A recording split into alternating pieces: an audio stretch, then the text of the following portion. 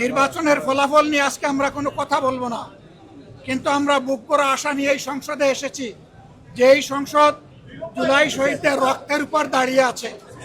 আমরা অনুরোধ করেছিলাম যে এই সংসদে যারা ফ্যাসিস্ট সরকারের দূষর ছিল, যারা খুনের সহযোগী ছিল, তারা কেউ যেন এখানে কোনো বক্তব্য রাখতে না পারে। এই প্রেসিডেন্ট তিনটা কারণে অপরাধী, যার বক্তব্য এই মহান সংসদে আমরা শুনতে পারি না। প্রথম কারণ হচ্ছে তিনি সমস্ত খুনের সহযোগী ছিলেন।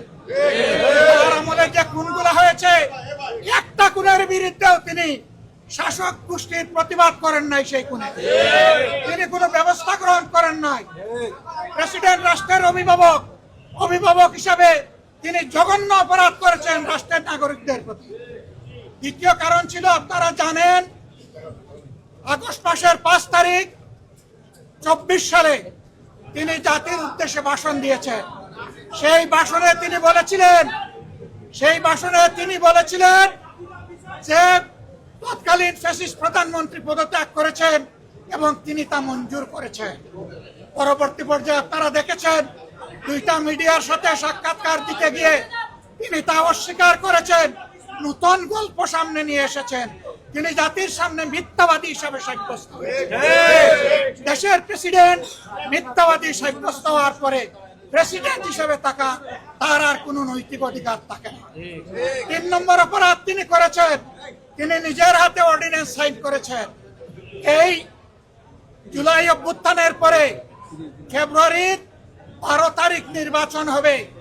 নির্বাচনের পরে যারা নির্বাচিত হবেন তারা 2টা ক্যাপাসিটিতে নির্বাচিত হবেন।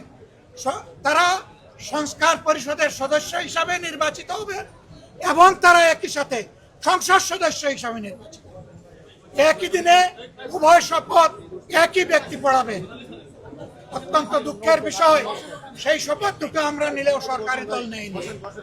তার প্রথম দায়িত্ব ছিল গেজেট প্রকাশের 30 দিনের ভিতরে সংস্কার পরিষদের অধিবেশন ডাকা। তিনি সেই অধিবেশন ডাকেন নাই।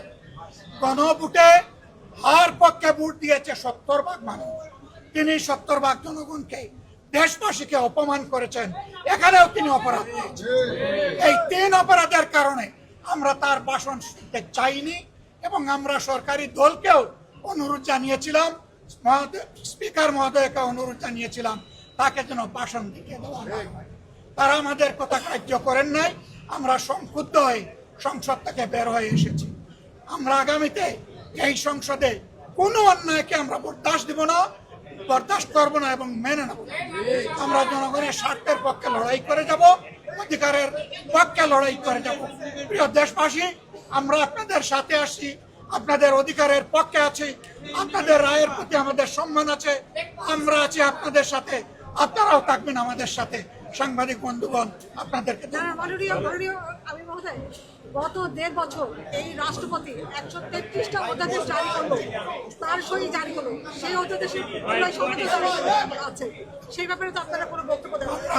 দফায় বক্তব্য দিয়েছি। আমরা মূল জায়গায় বক্তব্য দিয়েছি, ধরে একটা করে বক্তব্য দেওয়ার কোনো দরকার নেই।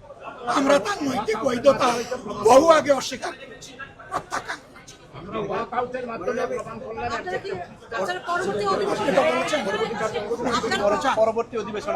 অবশ্যই আমরা জনগণের পক্ষে কথা বলতে এখানে এসেছি, জনগণের অধিকারের জন্য লড়াই করতে এসেছি। এই সংসদ কারো একার নয়, এটা 18 কোটি মানুষের সংসদ। আমরা তাদের প্রতিনিধি হিসাবে অবশ্যই আমরা সংসদ